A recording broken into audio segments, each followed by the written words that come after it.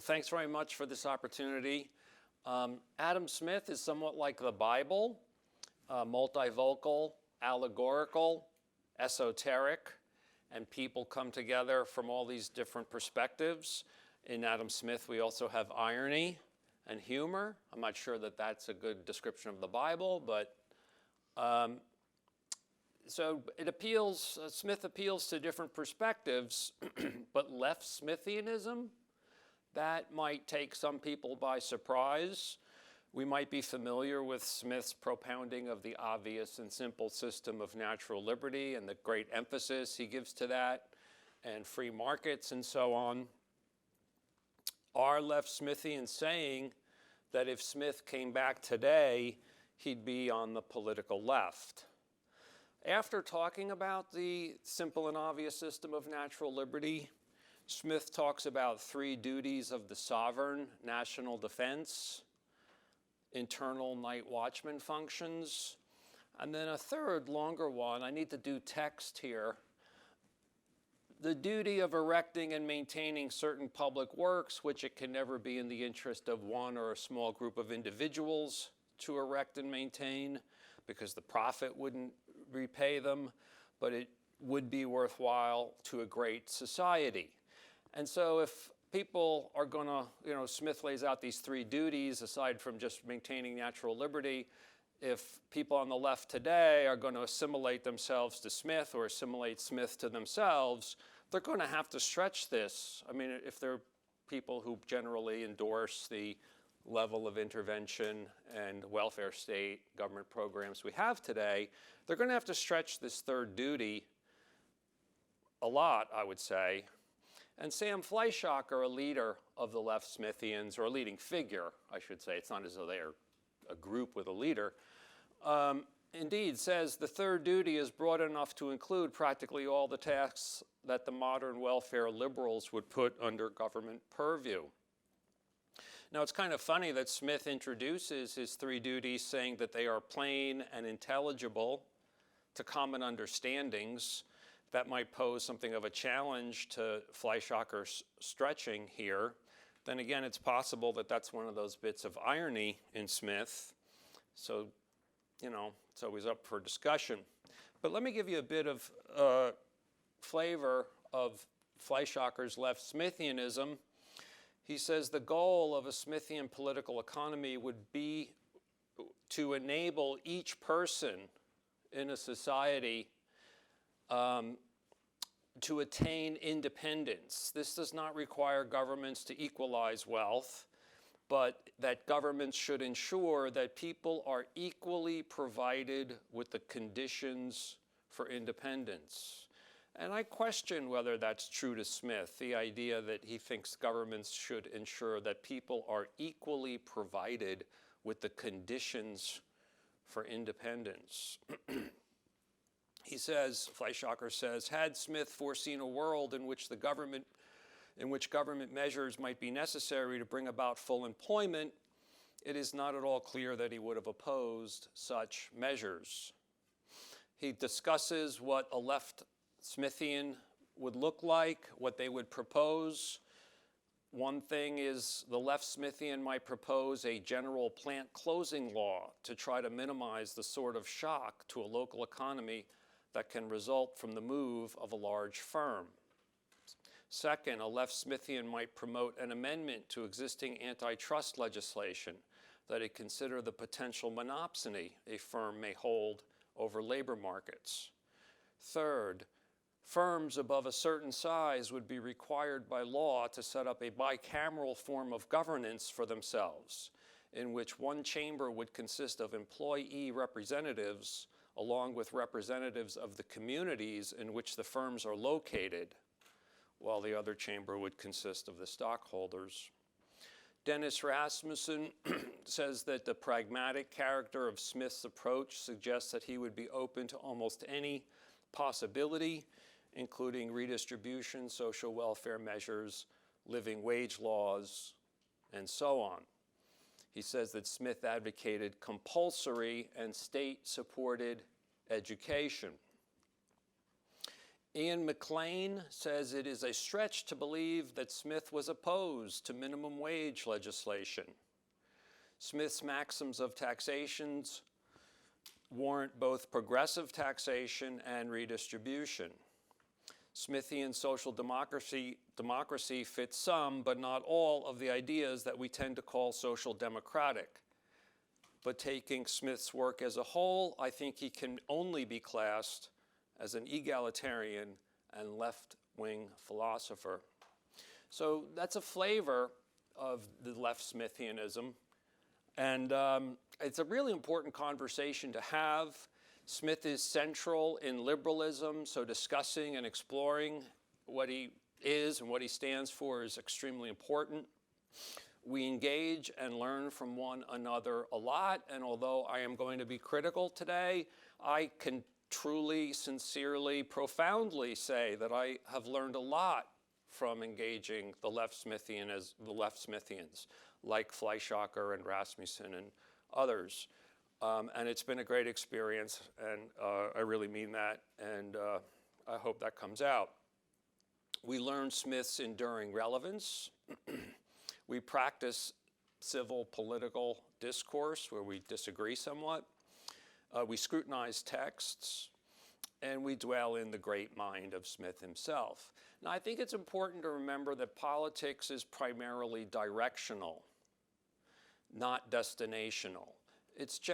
Politics is really about, well, we're having a conversation here somewhere in time and space, in this society called the United States of America, perhaps, of 2019, and we think about what the status quo is and in which directions we are more inclined to push in our politics.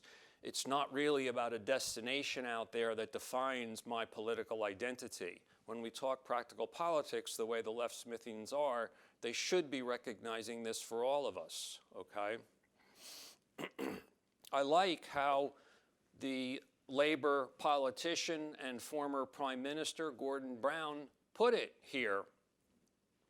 Would the Adam Smith, who has been the inspiration behind the Right of Center Adam Smith Institute, been more likely to feel at home with the left of center John Smith Institute?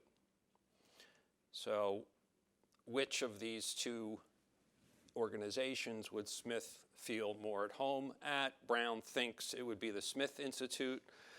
So does Ian McLean. He says that explicitly in the book where I draw this quotation from. Now, way back in 1934, Eli Ginzberg, a kind of earlier left Smithian, said, had Adam Smith been afforded the opportunity to review the problems of corporate enterprise in 1931, there was little doubt that his general approach would have been the same as in 1776, namely a preoccupation with the public welfare. His conclusions may have differed greatly from those of his earlier analysis. General objectives were his major concern.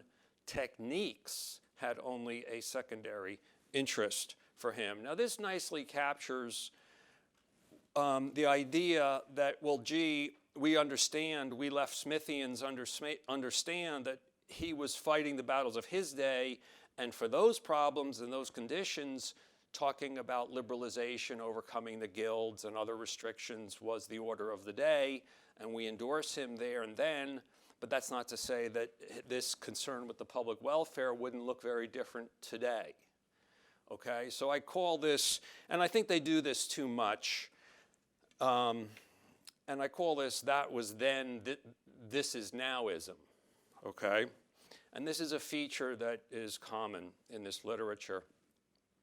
Let me just clarify a little bit what I mean by left. And I do recognize that people on the left sometimes favor liberalization, for example, on such issues as listed there.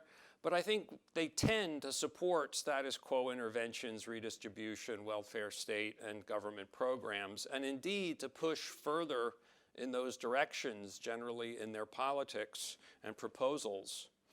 I think that looking, for example, at the candidates, for president now, kind of, gives an example of that. They rarely advocate things like school choice, privatization, and liberalization of the many, many, many restrictions that are out there on Americans, if we're talking about the American context. So in general, I think they push in the direction of the greater governmentalization of social affairs, even if it's not on every single issue, and even if they suffer from some denial about this greater governmentalization that I speak of. I agree that Smith was not a Murray Rothbard libertarian. It's not really clear that anyone ever said that he was. And Rothbard himself, in fact, attacked Smith. Was Smith any kind of libertarian? I've criticized niche libertarianism, and I certainly don't think he is what I would call a niche libertarian. Whether he's some other kind depends on definitions, but the general thing I want to suggest here is that the left Smithians have some good points and do a lot of good scholarship, but generally speaking, they're overplaying their hand. By the way, there were earlier intimations of left Smithianism before the last few decades when it's really come forward. And there are other critics of left Smithianism, like myself, so I would list myself among these people that you might want to check out. Some general criticisms, then, of left Smithianism. Now, this is the great Julian Simon.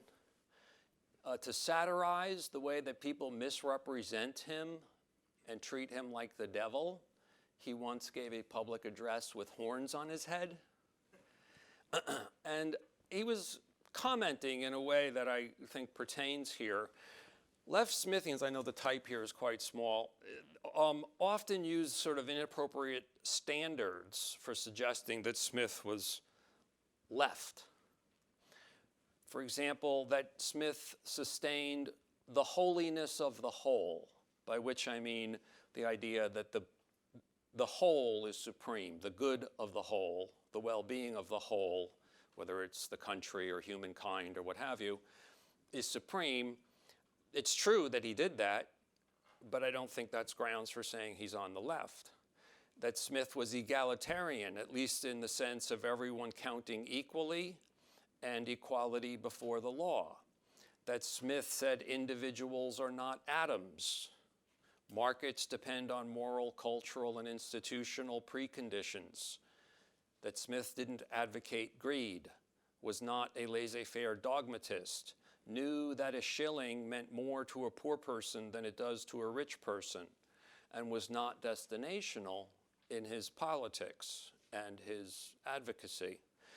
So all of these things are true of Smith, but I don't think they make Smith a person of the left. I'd also say as a general criticism that the left Smithians fail to give due weight to the classical liberal element in Smith. They efface certain central and important things in Smith, and I'll say a little bit more about that soon. There's the that was then, this is nowism, which is part of that effacing that I just spoke of. And they overemphasize and misrepresent particular bits of texts in Smith. And that's something I'm going to now dwell on, some bits of text. Kind of going through, some of the proof texts that are brought forward for left Smithianism. So Emma Rothschild says Smith is tolerant in his view of government interference, especially when the object is to reduce poverty. One example is remark about equitable wage regulation. Another is his support for progressive taxes on carriages. So here's the original passage. When the toll upon carriages of luxury, upon coaches, post-chaises, etc., is made somewhat higher in proportion to their weight than upon carriages of necessary use, such as carts and wagons, the indolence and vanity of the rich is made to contribute in a very easy manner to the relief of the poor by rendering cheaper the transportation of heavy goods to all the different parts of the country. Now, I agree that there's a sentiment here of, hey, look, it's okay to charge extra for these people who, are likely to pay it. It's a bit of a form of price discrimination, just like when you fly. So I think there's something to what this left Smithians are suggesting here. One thing I would say is that, in fact, I would say that it's a toll here and not a tax. It's a payment asked by the operators of a toll road, the Turnpike Trusts of Britain, these independent authorities that charged for use of the turnpikes that they maintained. And I wouldn't call it a tax. I'd call it a fee for a government service. So that's one point. Another point I'd make here is that if Rothschild wants to suggest that Smith is so favorable to taxing luxuries of the rich, you might expect him to advocate taxing luxuries of the rich elsewhere in his lengthy chapter on taxation, and he doesn't. He doesn't. By the way, Kenneth MacDonald is really good on this. Now, there is another passage, again on progressive taxation, I want to dwell on a bit. And here, as quoted by an article in the New Yorker and by Robert Reich and something else that he wrote, the rich should contribute to the public expense not only in proportion to their revenues, but something more than in that proportion. Well, just, Smith writes, presented that way, it really sounds like he's favorable and even advocating progressive taxation. This, in fact, is a misquotation because the sentence doesn't actually start here, so that shouldn't be a capital T. So what comes before it? Well, the way this is presented, you might think it's, of course, the rich should contribute more, blah, blah, blah. But actually, it's weaker than that. It is reasonable that the rich should contribute, blah, blah, blah. No, actually, it's weaker than that. It is not unreasonable that the rich should, blah, blah, blah. No, actually what it is it is not very unreasonable that the rich should contribute more than in proportion. So that's one thing. So, it's just not fair to crop that out of the quotation, as it's on repeated occasions been done. Now, there's another very important thing about this passage, and that's about where and when it comes and why it's made, this remark. It's about building and ground rent taxation, what Smith calls house rent, which includes both the taxation on real estate improvements and the ground rent.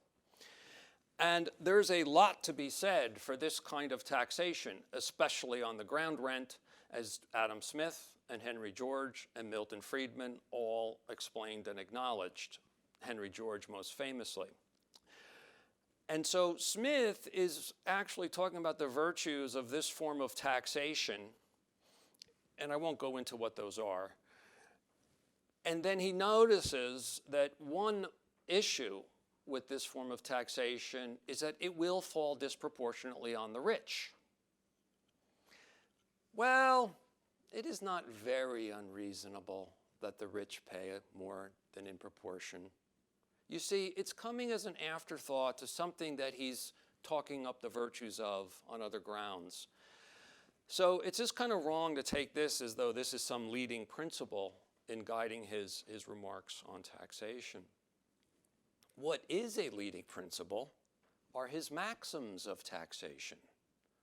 The first of which is that the subjects of every state ought to contribute towards the support of the government as nearly as possible in proportion to their respective abilities, that is, in proportion to the revenue which they respectively enjoy under the protection of the state. What he's saying here is that as a primary maxim of taxation, people should pay taxes proportional to their income. The incidence, they realized that there weren't income taxes back then, but that the incidence of taxation should be proportional to the income they enjoy under the protection of the state. And what's rather aggravating is that this maxim, which he clearly is presenting as like the guiding principles that he's endorsing, as reflected there, is often neglected when left Smithians talk about him favoring progressive taxation. It's like right there, as a headline item, he's saying proportional. okay, which as far as income tax goes, you might think of as a flat tax. In fact, today, the proposals for flat tax that we may be acquainted with are actually even less radical than this, because they generally have a threshold above which you start paying a flat tax, and that threshold actually creates proportionality, not much, progressivity, not much, in the whole range of distribution. So, you know, I just think when these guys say Smith advocated, it's true that he's not like totally ruling it out. It's clear that he sees some place for such principles, but again, you got to put it all in the balance. Okay, so Amartya Sen says that Smith gives a formula of disarming simplicity.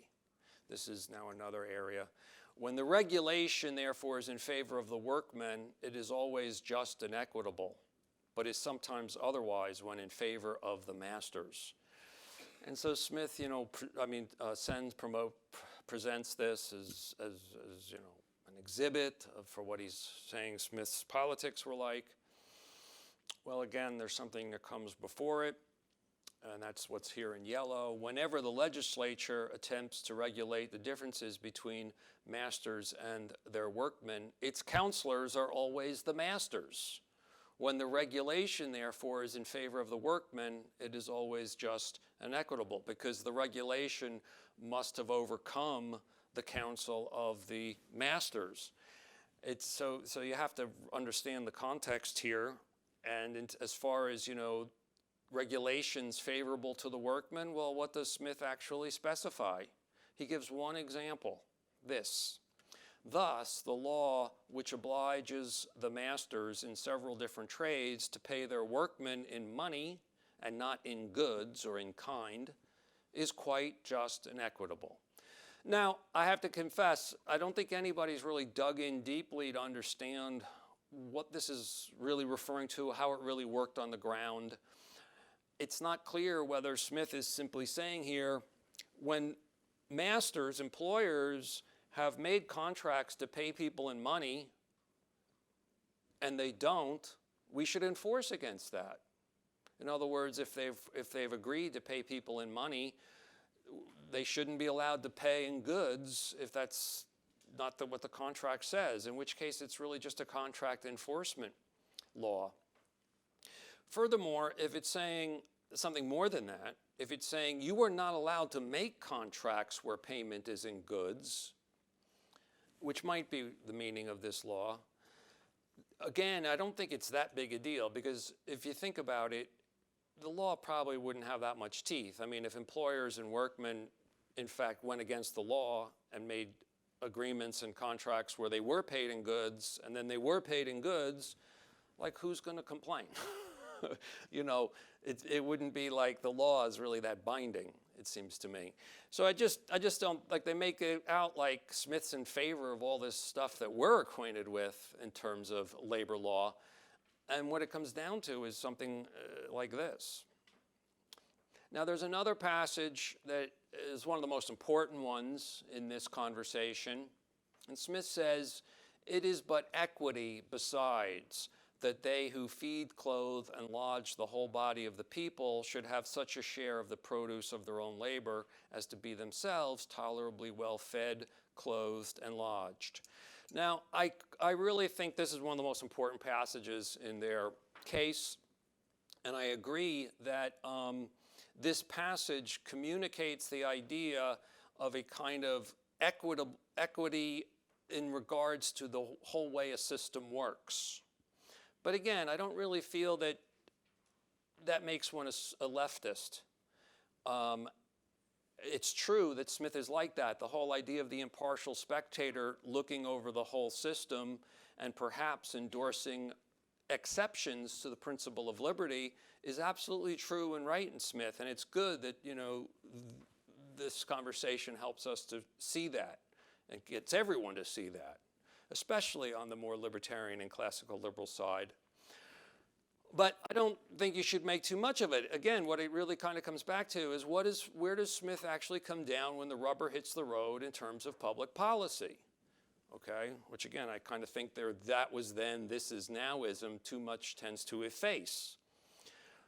If you look at what Smith actually says about the poor and labor and work conditions, what he says is equity calls for freer trade and free markets and the abolition of privileges. That's how equity is better, however it's defined, whether it's in the more commutative justice, freedom of contract sense, or whether it's in a system-wide kind of allegorical sense of, getting, good out of the system. That is how Smith says we get there, is actually by liberalization, freedom of contract. I especially recommend Chris Martin's great works on this matter. Amartya Sen says that Smith defended such public services as free education and poverty relief. Did Smith defend poverty relief? Smith conspicuously did not weigh in on the poor law itself.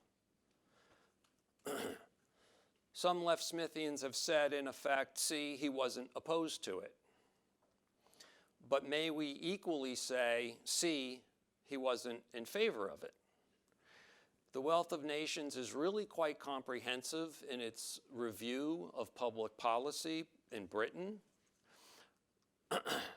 In the introduction and plan of the work, the first pages of the work, Smith says that in Book 5, he has endeavored to show what are the necessary expenses of the sovereign or commonwealth. He repeats those words almost verbatim at the end of Book 4, heading into Book 5. And so if we think of necessary expenses in the spirit of enumerated powers, we conclude that, in fact, he didn't see the poor law or redistribution, direct programs of redistribution, as one of the necessary expenses. So I'm inclined to see Smith's omission more in that vein than as any kind of endorsement. And Sen says that he also defended free education.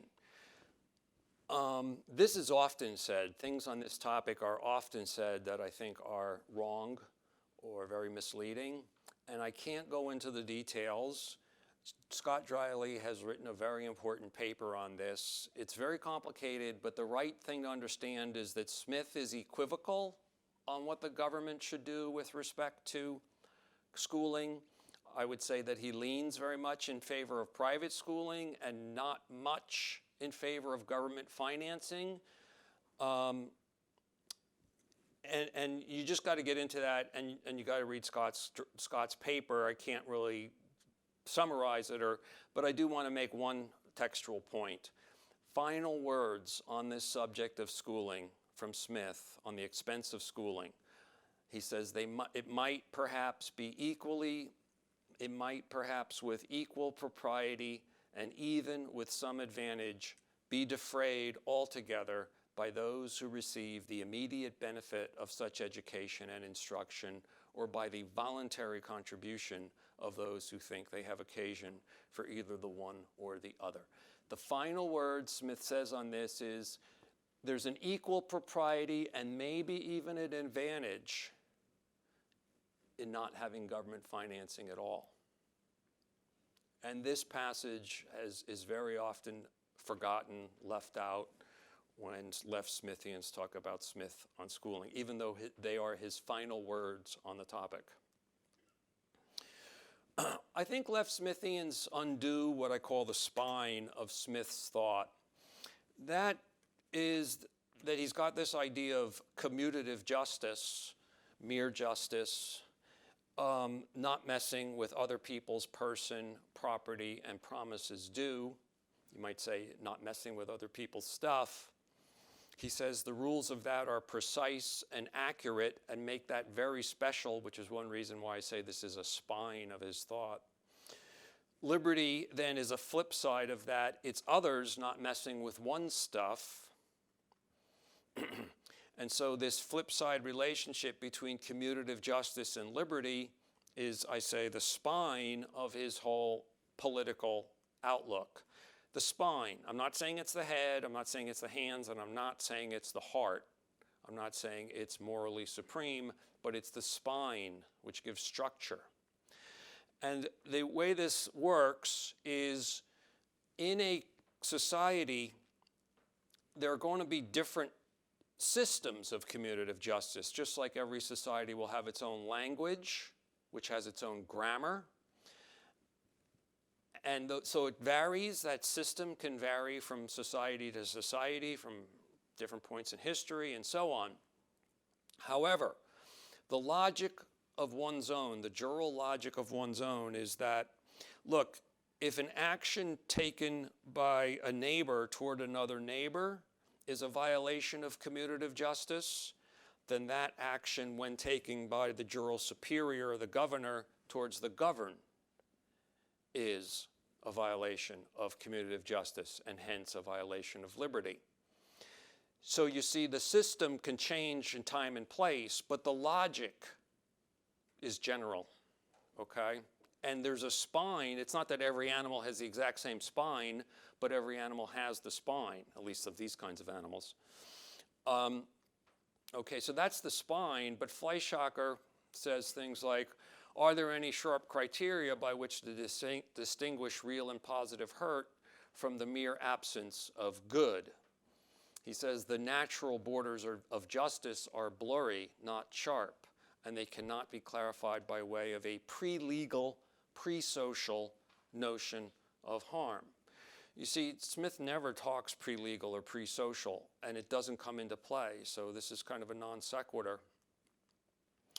He says, if justiciable harm is a socially relative category, it will be difficult to find any laws of justice that must be realized in every society. Smith is not saying that every society should have the same language and the same grammar. So that's, again, kind of a non sequitur. But he's still saying the jural logic of one's own is meaningful in every society and gives structure to the way we understand the world, and it can give structure to the way we do politics, particularly if we're liberals. It is therefore not true, says Fleischacker, that we can find a basis for a clear and precise notion of justice across all societies. So you see, Fleischacker attributes to Smith an idea of an invariant grammar-like commutative justice and says that's misguided. He's right that it would be misguided, but Smith doesn't say that. It's true that there's going to be a lot of likenesses in the grammar. Societies are going to tend to have commutative justice systems which, say that this thing is my hand and not your hand. So there'll be likenesses, but they are not invariant at all. In fact, his four-stage theory makes that very clear, four-stage theory of social progress. Fleischacker says that Smith says that commutative justice is subordinate to higher forms of justice. This is true.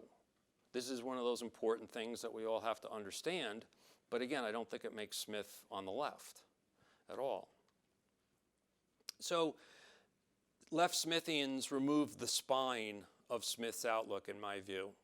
And this is what left people do in general towards classical liberalism, is that they kind of efface this spine and the policy proposals, the policy directions that reflect that spine, towards liberalization.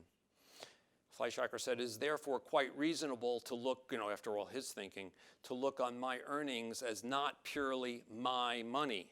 No, we do want to say it's your money. It is your money. And it is coercion, the initiation of coercion, when the government taxes it. And that initiation has to be justified. That's why we want to say it's your money, because we want to use those semantics to put the burden of proof on the initiator of coercion, on new taxation, intervention, and so on. That's part of the presumption of liberty, right? So he does, like I say, he undoes commutative justice and therefore liberty. Are left Smithians in denial about how deeply their thinking collides with Smith? Again, especially when we think of politics as directional, I'm inclined to think they are in some denial. there are a lot of taboos surrounding the whole idea of commutative justice and its flip side, liberty. It's true in our time, and it was true in Smith's time, which may have affected the way Smith talked about these things. The liberty idea is challenging and even frightening. And here I want to talk a little bit about an interpretation of one of Smith's most famous exceptions, his endorsement on ceilings on interest rates, which were status quo policy at the time, like a restriction of about 5% maximum on loans. John Diesel has written a great paper about this, offering an esoteric reading. When Smith endorses the status quo policy, he says that without such a policy, he kind of imagines that then interest rates might go much higher, 10, 15, even higher percent. And he says that a lot of wild-eyed projectors would be willing to take such loans, maybe because they're crazy, or maybe because they figure, well, if things don't pan out, I'll just kind of skip out on it. And he says that in this scenario, sober people would not venture into the competition for loans. And that's the kind of reasoning he gives for endorsing the intervention, the ceiling that exists on interest rates. What's so funny, though, is that right there, he then immediately says that under the status quo policy, it works out okay. Sober people are universally preferred as borrowers to prodigals and projectors. So what's so odd here is that he's saying under the ceiling, lenders seem to be able to discern sober people. They seem to be able to tell the sober from the unsober. But if they can do it when there's a ceiling, why can't they do it when there's not a ceiling? There's no reason that it would be true in one case and not the other. And if they can do it when there's not a ceiling, when it's a free market, then, they can make their own decisions about, how much risk they want to take, how high the rate, the risk return trade-off they want to choose. And this is exactly one of the many points that Bentham used to smash Smith on this policy endorsement, on this policy position that Smith took. As you may know, Bentham then smashed a home run off Smith's fat pitch. And Diesel is suggesting that Smith knew that he was throwing Bentham a fat pitch. He was rooting for Bentham when Bentham hit this out of the ballpark. But it wasn't for him to go around smashing every status quo intervention, which he really didn't like. He didn't want to give too much of a feeling that he was like a rationalist swinging this liberty principle axe at everything around him. He disliked rationalism. He disliked people sticking too much to principles. He praised people who compromise. He encouraged political leaders and others to compromise in their political positions. So there's all sorts of reasons, I think, for suggesting that Smith was less than wholehearted about his endorsement of the status quo restriction. And you need to do justice to the whole classical liberal drift in Smith. And this, again, is something that the left Smithians are rather weak on. You can pile up like the passages and the often strong statements of this in Smith. I've put those together in this memo that is online if you want to look at it. I mean, it's long and it's got a lot of cites, but that's kind of the point. In terms of that passage about natural liberty that we talked about at the beginning, let me just read you that, just to give you a flavor of like, this is really, kind of the true Smith in my view. All systems either of preference or of restraint, therefore, being thus completely taken away, the obvious and simple system of natural liberty establishes itself of its own accord.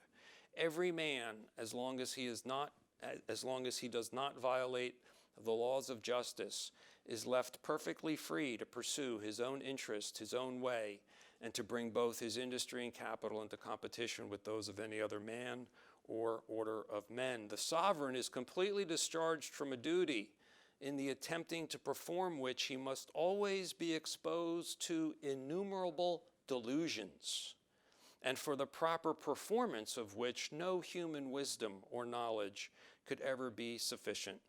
The duty of superintending the industry of private people and of directing it towards the employments most suitable to the interest of society. And then he goes into, there's just those three duties that I talked about at the beginning. And by the way, here where he speaks of people pursuing his own interest, his own way, this phraseology is the same in one of the important passages where Smith christens the word liberal as the term for his outlook, his political outlook. And in doing so, he, William Robertson, and a few others right at that time created the first political meaning for the word liberal. They created liberalism 1.0. He spoke of allowing every man to pursue his own interest, his own way, upon the liberal plan of equality, liberty, and justice. It's also worth noting that almost all of the exceptions that's to the liberty principle that Smith makes were status quo policies, and that's important. Leslie Stephen wrote in 1876 that Smith almost never that Smith dealt over delicately with some existing restrictions. The exceptions which he admits are remnants of old prejudices rather than anticipations of any new principles.